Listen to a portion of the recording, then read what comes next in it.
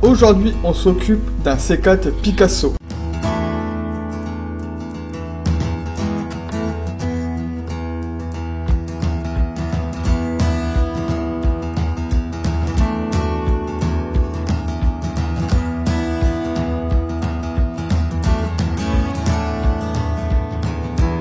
Salut à tous, bienvenue à la page de l'hôpital de la mécanique, j'espère que vous allez bien. Donc comme vous avez pu entendre dès le début, donc on va s'occuper d'un C4 Picasso. Donc on va faire les plaquettes de frein. Et on va faire autre chose parce que je me suis aperçu en tout démontant qu'il y avait les disques qui étaient trop abîmés. Donc comme c'était trop court et que c'était un samedi après-midi, tout était fermé. Donc j'ai regardé à la maison ce que j'avais pour pouvoir qu'ils puissent rouler avec. Donc j'en ai trouvé et puis je les ai changés. Donc, et puis dans la semaine, il en avait commandé une paire neuve de disques de frein et puis je lui ai reposé dans la semaine. Donc voilà. Donc là, vous allez voir aussi comment ça se passe aussi pour pouvoir changer les disques de frein. Donc ça va être tout le système de frein à changer. Allez, c'est parti, on va commencer à tout démonter. Donc voilà, c'est parti. Donc ce qu'on va faire, on va le mettre en sécurité comme d'habitude. Là, je mets ma protection pour pouvoir travailler au sol. Pas travailler au sol même parce que voilà, moi je trouve que c'est dégueulasse de travailler au sol comme ça. Donc là après je prends mon lève voiture que j'ai. Donc je mets une cale toujours en dessous pour pas abîmer le châssis de la voiture. Très important. Après il y en a qui ne le font pas, mais voilà, je préfère le faire. Faites-le comme ça abîme pas la voiture.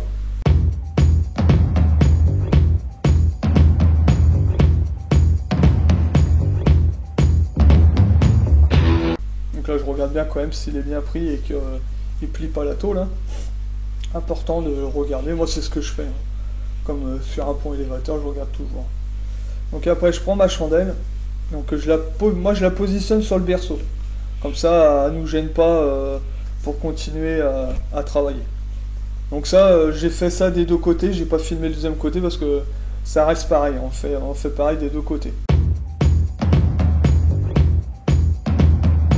Donc après, une fois que vous avez fini de mettre les chandelles, vous retirez votre lève voiture.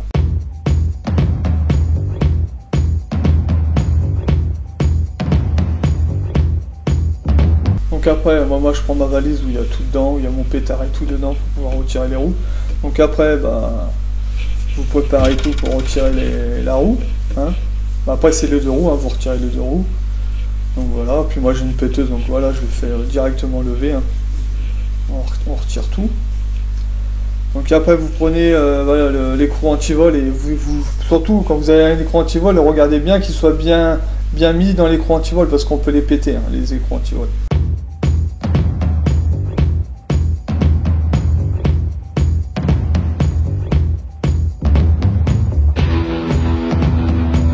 Donc voilà, une fois que vous avez retiré les 4 goujons, vous retirez la roue. Je vais pas vous apprendre à retirer. Là elle était vachement bien collée, donc comme elle est collée, moi je tape dessus, ou sinon après vous pourrez prendre une masse et taper en dessous et elle vient, mais laissez un goujon quand vous prenez la masse, pour éviter de la casser. Donc après moi ce que je fais, soit vous la mettez sur le côté, moi je la mets en dessous pour une sécurité en plus, pour s'il y a une chandelle qui pète, mais normalement il n'y a pas de souci. Donc voilà. Voilà le système de frein, donc l'étrier. Le ressort qui fait fonctionner les mâchoires avec le piston que vous verrez tout à l'heure. Le support d'étrier. Donc voilà. Après, donc là, le piston que je vous disais qui fonctionne avec le ressort. Donc ça, il va faire le pousser avec un tournevis. Je vous montrerai tout à l'heure. Donc et après, pour retirer le support d'étrier, voilà, vous avez ici, vous avez deux vis à retirer, mais avant il faut retirer les capuchons qu'il y a devant. Donc là je le fais avec les doigts, mais le plus pratique c'est de prendre un tournevis. Voilà, avec les doigts j'y arrive, mais c'est un peu plus long. Donc prenez un tournevis, vous verrez, vous irez 2 fois plus vite. Donc là, vous allez voir la première vis qui est derrière le capuchon, voilà. Et plus haut, vous en avez une deuxième, pareil, avec un capuchon qu'il faut que vous retirez aussi.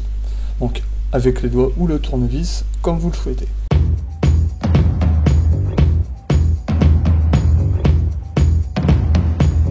C'est parti, là on va tout démonter. Donc là on va retirer le ressort que je vous disais avec un tournevis pas trop petit ni trop gros, un tournevis normal.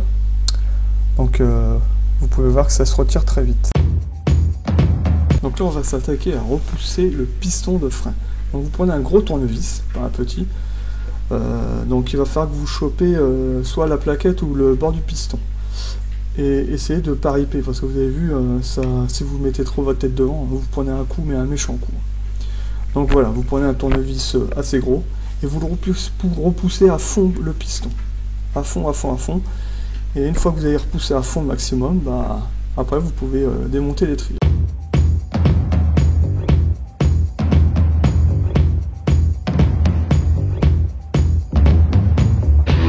Donc là maintenant on va retirer l'étrier. Donc là vous prenez la clé à clic avec l'embout adapté. Hein.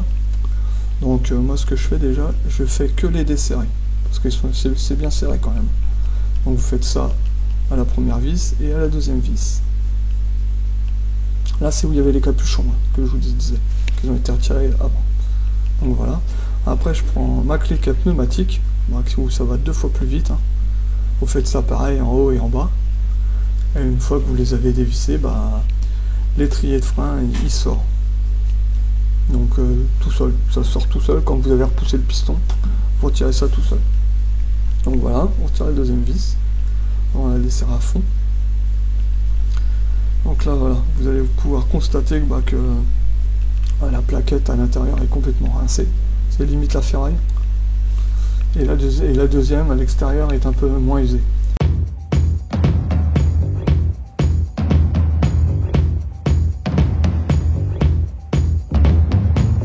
Donc voilà, normalement là j'aurais dû lui remettre ses plaquettes de frein. Et quand j'ai vu l'état de ses disques, j'ai dit je peux pas lui remettre ça. Parce qu'on voit bien que c'est des disques ventilés qu'il a et on voit bien que la ventilation des disques, et il y a plein de ferraille dedans, je sais même pas s'ils ventilent encore. Donc j'ai dit je préfère lui changer et puis ils avaient vachement diminué. Donc comme il n'en avait pas acheté, j'ai dit je vais revoir si j'en ai pas lui dépanner. Donc voilà, donc là je vais voir si j'en ai pas. Donc me revoilà, donc j'en ai trouvé. Donc après ils sont un peu rouillés comme vous pouvez constater, mais ils sont moins usés et il y a moins de rouille et moins abîmés. Donc voilà, donc là je vais lui dépanner de cela et puis dans la semaine il m'en avait ramené. Donc et là ce qu'on va faire, on va retirer, parce que c'était pas prévu, on va retirer le support étrier. Donc je vais retirer l'ancien disque, remettre le disque que j'ai trouvé et vous allez voir, je vais les nettoyer devant vous, vous allez voir comment on nettoie les disques pour moi qu'ils soient moins rouillés. Donc là maintenant vous allez retirer le support d'étrier. Donc moi voilà, j'ai la péteuse pneumatique. Hein. Donc je le desserre avec ma péteuse, hein, parce que ça c'est bien serré. Donc voilà, vous faites les 2 vis aussi de support d'étrier. Donc moi je prends ça déjà pour bien la desserrer. Après je prends mon clic pneumatique. Pareil, comme ça va plus vite aussi à desserrer, on perd moins de temps. Donc voilà. Donc vous regardez là, lui. Ouais, positionnez-la bien, sinon vous allez tout resserrer. Toujours pareil, il faut tout. Voilà, et puis vous prenez l'outil adapté pour le desserrer. Voilà, on dessert.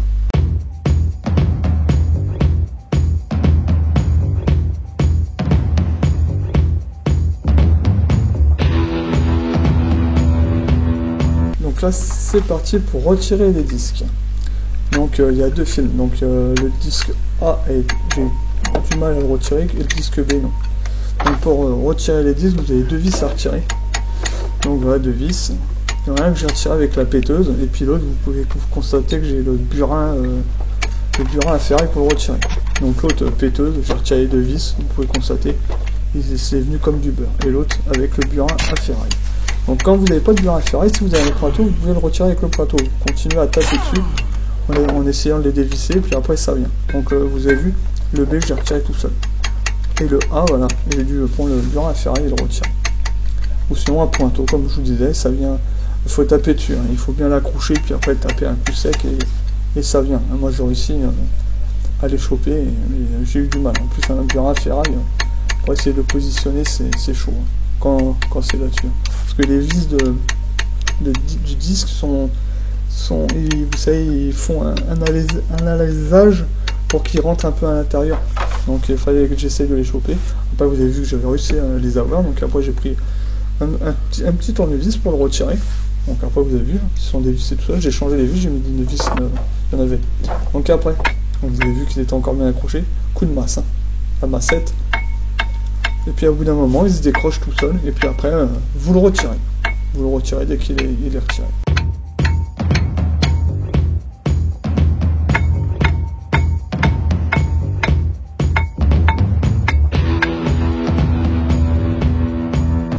Donc voilà, maintenant on va nettoyer avec une brosse métallique où le disque est plaqué. Donc il est plaqué sur la fusée, puis derrière vous avez le roulement et voilà, tout ce qui s'ensuit. Donc là vous nettoyez toute la partie qui est rouillée, là, qui est bien grippée. Donc vous prenez la brosse métallique et vous nettoyez. Que ça soit à la main ou avec une visseuse, vous faites comme vous voulez et avec ce que vous avez. Donc une fois que vous avez nettoyé où le disque est plaqué, donc vous prenez le support d'étrier et vous nettoyez aussi le support d'étrier. Vous le nettoyez nickel. Vous faites, vous retirez toute la poussière, la rouille qu'il y a dessus, pour que le mouvement se fasse bien au niveau des plaquettes. Donc vous nettoyez nickel, jusqu'à temps que ça soit propre pour vous. Après voilà, il y en a qui vous diront que c'est pas assez propre, mais si pour vous c'est assez propre, pas vous arrêtez. Donc là maintenant, vous continuez de nettoyer.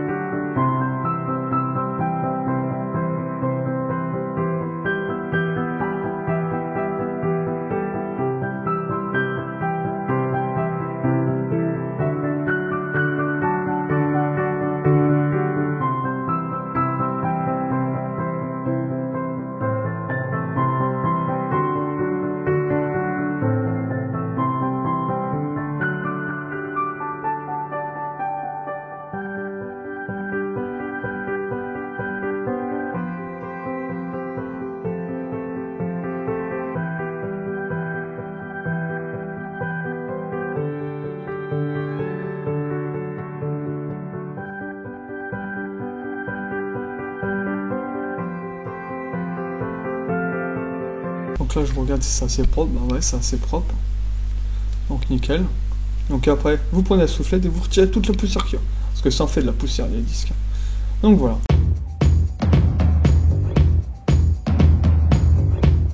Donc après vous remettez le disque, donc voilà, avec, voilà, vous l'adaptez bien, avec les deux vis qui vont dessus, qu'on a retiré, que j'ai retiré. Donc moi je resserre au pétard. Après vous pouvez les serrer avec une clé adaptée, hein, ça suffit très bien. Mais serrez assez fort.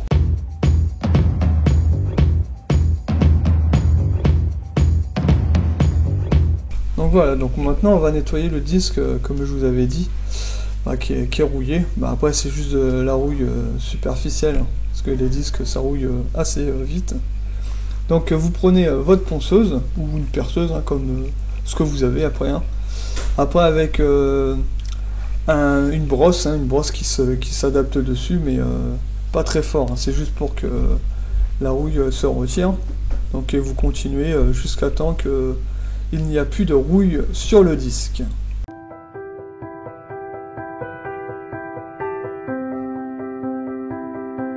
Donc vous pouvez voir que déjà le morceau qu'on a poncé, donc vous voyez bien qu'il y a il y a plus de rouille, hein, ça fait un disque quasiment neuf. Hein. Donc voilà.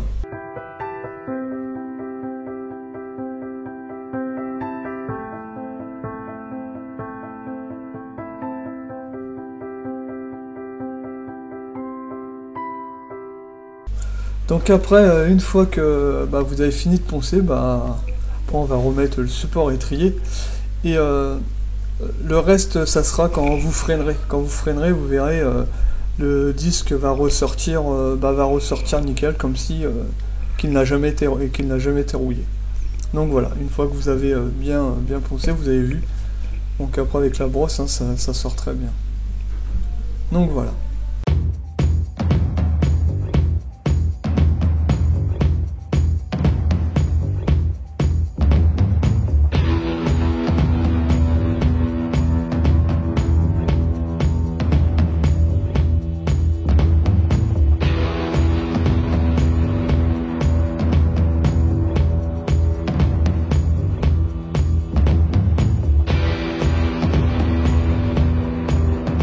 Donc voilà, donc maintenant qu'on a fini de nettoyer le disque, donc maintenant on remet le support d'étrier. Celui-là qui est acéré normalement il est acéré avec une clé dynamométrique, mais si vous n'en avez pas, donc vous le serrez à la main comme vous pouvez. Mais si vous avez la clé dynamométrique, donc vous le serrez à 90 newtons plus 45 degrés. Donc vous savez, c'est comme un rapporteur, vous mettez les degrés, vous essayez à peu près d'être au maximum des 40 degrés. Donc là, moi déjà, je serre avec ma crique à pneumatique, hein, comme je fais habituellement. Et après, vous allez voir, je prends la clé dynamométrique pour le serrer au couple normal avec 45 degrés.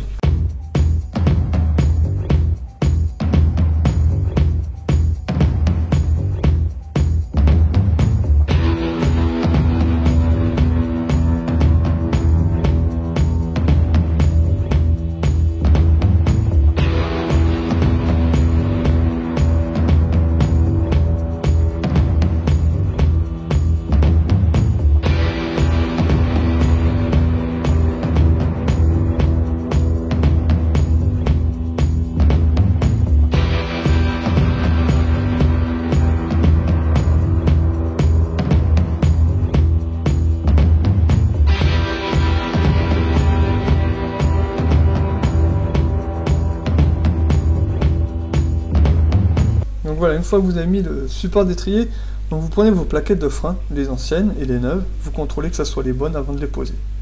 Comme ça, vous êtes tranquille, vous savez que c'est les bonnes. Donc là, c'est les bonnes. Après, vous mettez vos plaquettes, là, vous commencez à mettre l'extérieur sur le support d'étrier. Et carrément, vous avez vu, vous avez des accroches sur la plaquette pour aller dans l'étrier, qui va dans le piston de l'étrier. Donc, et sinon, il y en a d'autres qui se mettent directement sur le support de l'étrier. Donc après, vous pouvez voir que je suis en train de remettre un morceau de ferraille qui est sur la plaquette. Ça, il faut les remettre dessus, ça vous évite de faire que ça fasse du bruit sur la plaquette. Comme je dis à chaque fois, si le constructeur a mis ça dessus, c'est qu'il y avait une raison. Donc laissez ça comme c'est mis dessus. Après, ça va faire du bruit, après vous allez vous poser la question pourquoi ça fait du bruit. Des fois, c'est à cause de ça, parce que ça a été retiré. Donc après, voilà, vous avez vu que là, je suis en train de resserrer l'étrier. Et l'étrier de frein se resserre au couple aussi. Donc là, je le resserre à la main le maximum pour le rapprocher au maximum. Et après, je prends ma clé dynamométrique pour pouvoir la serrer au couple. Donc les étriers se serrent à 28 newtons, excusez-moi, 28 newtons. Donc vous prenez votre clé dynamométrique, vous la réglez à 28 newtons, et après vous la resserrez. Là, pareil, pour les rapprocher au maximum, je prends ma clé pneumatique, et après je prends ma clé dynamométrique.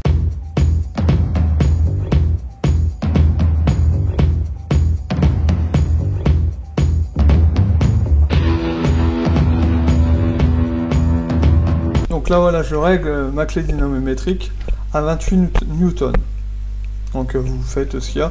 Après, si votre clé dynamométrique va à 30 ou à 29, vous pouvez, c'est pas 2-3 newtons qui vont déranger le serrage.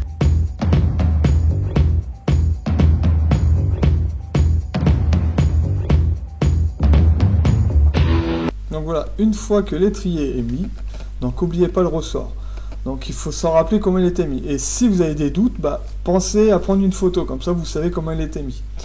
Donc voilà, donc vous avez les deux crochets à mettre dans les trous de l'étrier, et après les deux bords du ressort à mettre sur le support de l'étrier. Donc gardez un tournevis dans vos mains, pas trop petit ni trop gros. Donc une fois normalement que vous en avez mis un dans un trou et puis l'autre dans le deuxième trou, normalement ça se passe, vous arrivez avec les doigts. Et après voilà, vous tapez dessus et bien pour les mettre dans les trous, vous tapez un coup dessus. Donc là, une fois que toute la partie de frein est terminée, voilà, on remet la jante. Après voilà, pour rouler, il faut remettre la roue, hein, sinon après on est dans la merde. Donc voilà, vous remettez la jante. Et moi, je remets toujours les goujons à la main au début, donc pour au moins qu'ils prennent 2-3 filets. Et une fois que les 2-3 filets sont pris, bah je les mets à la péteuse.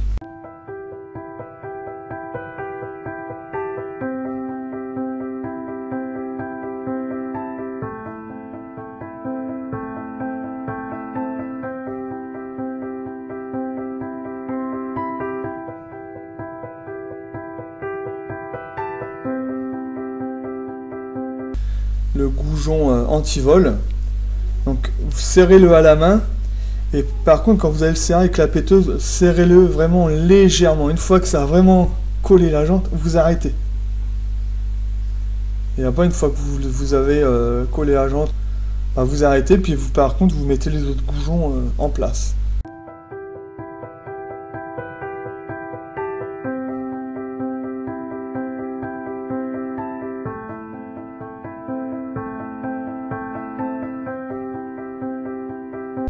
Donc une fois qu'on a tout serré au pétard comme j'ai fait, ou à la main, vous prenez la clé dynamométrique pour serrer la jante au couple.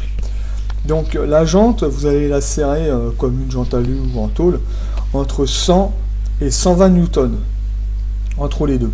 Moi généralement je mets 110. 110 on est très bien, on n'est pas trop... voilà, sur une voiture ou un Picasso. Mais si c'est sur un camion, ça sera... un camion, une fourgonnette et tout, ça sera un peu plus. Mais sur un monospace, c'est entre 100 et 120 newtons. C'est suffisant, pas besoin de le serrer plus. Parce qu'il faut penser, si un jour vous tombez en panne, si c'est trop serré, comme il y en a qui font des fois, qui le serrent au pétard mais à fond, après vous n'arrivez plus à les desserrer. Que si vous les serrez au couple, vous êtes sûr de pouvoir le retirer.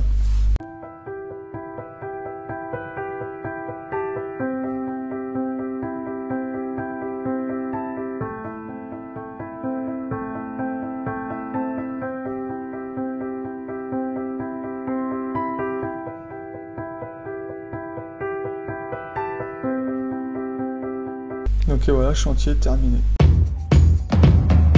J'espère que cette vidéo va bien vous servir pour la repose et dépose de plaquettes de frein sur un C4 Picasso.